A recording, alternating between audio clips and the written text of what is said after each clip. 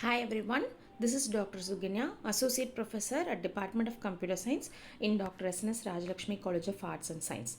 This video is about the Speech Synthesis Markup Language. I'll just tell you about the introduction of Speech Synthesis Markup Language.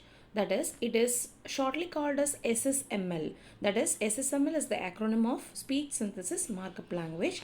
It is a markup language that is used to add text-to-speech functionality to web pages, mobile applications and other software. That is, transaction of text to speech in web pages, mobile applications and other few softwares.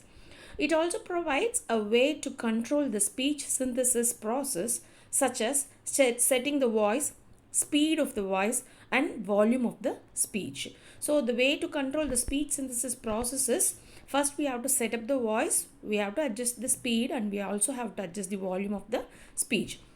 The SSML is an XML-based markup language. That is, the speech synthesis markup language is purely an XML-based markup language which is used in the generation of speech in a range of applications including Windows, mobile web and Internet of Things, that is IoT devices.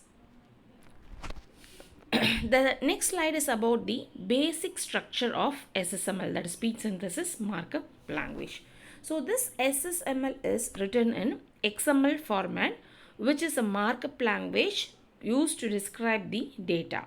It also has a hierarchical structure consisting of elements and attributes. That is, shortly if we want to call this as a tree-like structure, in which the tree has the root node, base node, that is a leaf node, in which the elements and attributes take place in the tree, or otherwise it is called as a hierarchical structure. So the next slide is about the elements of SSML. That is, the elements of SSML has a various types and that can be used to control the speech synthesis process, and some of the most commonly used SSML elements are speak. So this particular speak element is used to indicate that the content within it should be a spoken aloud. That is, the speak element which is used to indicate the content within it should be a spoken aloud. A next common element is a break, in which this break element is used to insert pauses in the speech.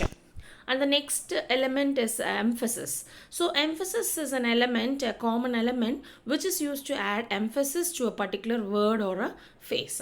Next one is the prosody. So this element which is used to control the speed, pitch and volume of the speech.